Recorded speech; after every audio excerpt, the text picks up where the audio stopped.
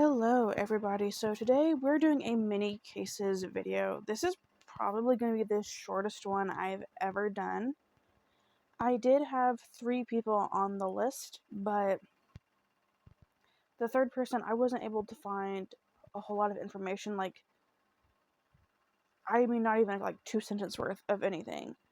And then I wasn't even sure if it was the right person I had on my list, because there was someone I'd had on my list for a really long time that I wanted to talk about. And I remember hearing about their case, but then I couldn't find the article or anything that I had originally seen, so I am now down to 2 people, but I still wanted to talk about them. So this is just going to be an extremely short video, so apologies. But if you're not familiar with these types of videos that I do them pretty frequently. I say that I enjoy doing them because it's a way for me to talk about more than one person at a time. It's a way for me to talk about the people that are often overlooked because there's not a whole lot of information to talk about.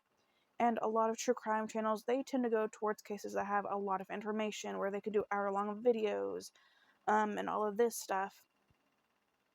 And when they do that, people that I'm going to be talking about in this video and others like them, they don't really get talked about because there's not a whole lot of information. And that's really sad because they still deserve to have their names and faces out there. A lot of times they are unsolved, and I just think that it's important that they also get to be put in the light as well. And so today we're going to be talking about 2 women. We're going to be talking about Betty Claw and Roseline. I'm so sorry if I pronounce her last name wrong. Roseline Pawai, or Pawai. I'm going to say Pawai. I'm so sorry again if that is wrong, but that is who we are talking about today. So we're going to start with Roseline. So Roseline was last seen in her home on Waikanaku Street in, I believe it's Hilo, Hawaii, during the evening of March 4th, 1999, and she was never seen or heard from again. Her wallet and pager were later found on the Waianaku Bridge. An extensive search of the area turned up no sign of her, but her disappearance was investigated as a probable homicide. Police would receive several unconfirmed sightings elsewhere in Hilo in the week after she went missing, but as far as we know, there have been no confirmed sightings of her, and really nothing has come of these searches. Her case is still unsolved. So we have a small little description for her. She was / is, because we don't know if she's dead, 40 years old. I could not find an exact birthday, but just her age.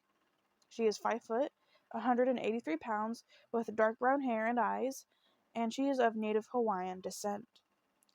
Anybody with any information is urged to contact the Hawaii County PD, the South Hilo, I'm sorry, I don't know how to pronounce that, the South Hilo Patrol Division at 808-935-3311. Again, that phone number is 808-935-3311. And I will have her photo on the screen, and I will let you guys just look at it for a few minutes before we continue on.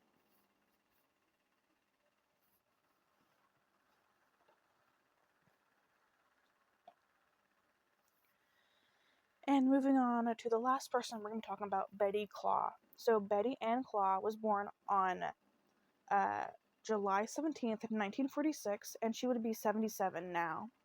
She was last seen by family members in Farmington, New Mexico on August 2nd, 1996. She was never seen or heard from again. She was finally reported missing that following December. I'm not sure at all why it took so long to report her missing, because she was last seen in August. That's about 4 months.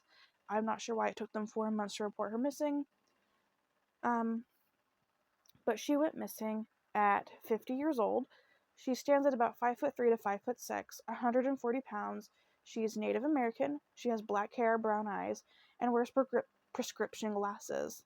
There is a surgical scar on her right side of her lip, and a mole on her right shoulder, and her ears are pierced.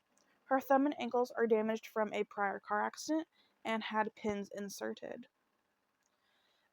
She may use her first name, Ina, or she might use that as her first name, which is Ina. Anybody with any information is urged to call the San Juan County Sheriff's Office at 505-334-7744. Again, that phone number is 505-334-7744. And like I said, this is by far the shortest video I've ever done on a mini cases video or just a video in general, so I am so sorry. The thing about these videos, they leave really little room for us to talk about what we think happened. But these cases are both unsolved. We don't know if there was foul play suspected or anything like that. Well, in Rosaline's, it is. With Betty's, we just don't know. I don't even know what I think happened, but I don't think that these two women who are older in age would just go missing. But I do hope that putting their names and faces out there will cause a stir. It will get more people talking about it. I do hope that something will turn up soon for both of these women. Their families deserve to have some answers, and it's been far too long, over 20 years for both of these women, to not have any answers or any justice. But with that being said, that is all I have for you guys today, and I will speak to you guys very soon. Bye, guys.